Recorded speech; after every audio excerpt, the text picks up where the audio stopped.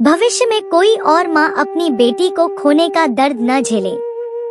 एक सुबह जब मैं घर के काम में व्यस्त थी, मेरा फोन बज उठा। दूसरी ओर मेरी सहेली ने जब शब्दों के बजाय केवल रोते हुए अपनी बेटी पाखी के बारे में कुछ बोलना शुरू किया, तो मेरे दिल में एक अनजान डर ने घर कर लिया। मैंने उससे सीधे पूछा, रागिनी, क्या हुआ? कुछ बताएगी भी या सिर्फ रोएगी? वह घबराई हुई आवाज में बोली, मैं सिटी हॉस्पिटल में हूँ।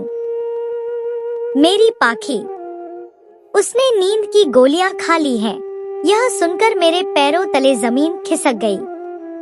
मेरी धड़कनें तेज हो गईं और मैंने बिना समय गंवाए तुरंत हॉस्पिटल जाने का फैसला किया।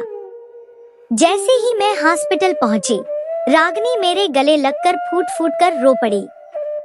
उसकी आंखों में दर्द और पछतावे की एक गहरी छाया थी।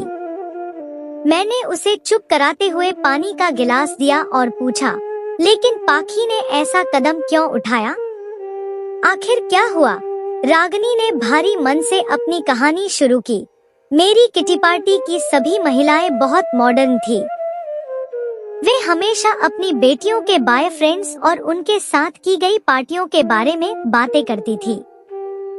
उनके सामने मुझे बहुत शर्म आती थी कि मेरी बेटी पाखी का कोई बॉयफ्रेंड नहीं है। मैंने भी सोचा, क्यों न अपनी बेटी को भी इस आधुनिकता की दौड़ में शामिल कर दूं।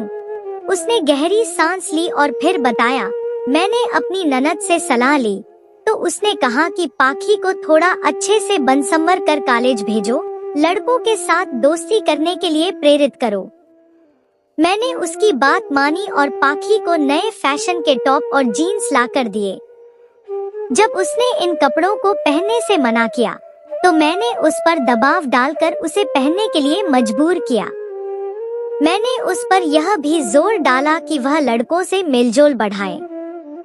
धीरे धीरे पाखी ने एक लड़के, अमित, से दोस्ती कर ली। अमित उसे महंगे महंगे गिफ्ट देने लगा और पाखी उसकी दीवानी हो गई। रागिनी ने अपने आंसू पोंछते हुए कहा, मैं खुद को खुशकिस्मत मानने लगी कि मेरी बेटी अब मॉडर्न हो गई है। मैंने गर्व से किटी पार्टी में अपनी सहेलियों को पाखी और अमित की दोस्ती के बारे में बताना शुरू किया। लेकिन पाखी के बदलते व्यवहार को देखकर मेरे पति ने मुझे चेतावनी दी कि बेटी की लगाम कसो, वरना अनर्थ हो सकता है। मगर मैंने उनकी बात को नजरअंदाज कर दिया। रागिनी का चेहरा अब पूरी तरह से गमगीन था। वह बोली, कुछ दिनों से मेरी पाखी बहुत उदास रहने लगी थी। जब मैंने उससे कारण पूछा, तो उसने बताया कि अमित कॉलेज नहीं आ रहा है। मेरे दिल में एक अनजान डर घर कर गया।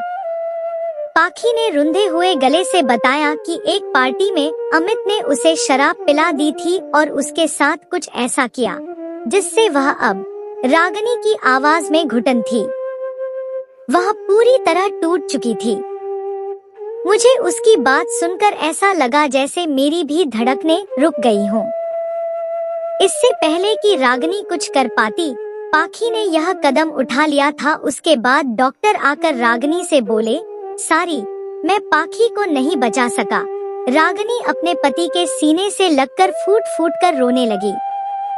वह खुद को कोसने लगी। आधुनिकता की होड़ में मैंने अपनी बेटी को खो दिया। मैंने खुद उसे इस आग में झोंका।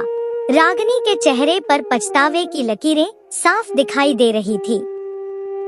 उसकी आंखों में एक ही सवाल था, क्यों मैंने अपनी बेटी को इस राह पर चलने के लिए मजबूर किया? मैं उसे क्या सांत्वना देती, जब खुद मेरी माँ ने मेरी छोटी बहन के साथ यही किया था। आज भी मेरी माँ पछतावे के आंसू बहाती है और यह सोचकर डर जाती है कि उनकी बेटी को उन्होंने इस आग में झोंक दिया। यह कहानी केवल रागिनी या मेरी माँ की नहीं है, बल्कि उन सैकड़ों, हजारों परिवारों की है जो पश्चिमी संस्कृति की चकाचौंध में अपनी बेटियों को खो रहे हैं। हमारी बेटियों की मासूमियत, उनकी इच्छाएं, उनकी जिंदगी इस आधुनिकता की अंधी दौड़ में कहीं खोती जा रही है। अब समय आ गया है कि हम सोचें, समझें और बदलाव की दिशा में कदम उठाएं।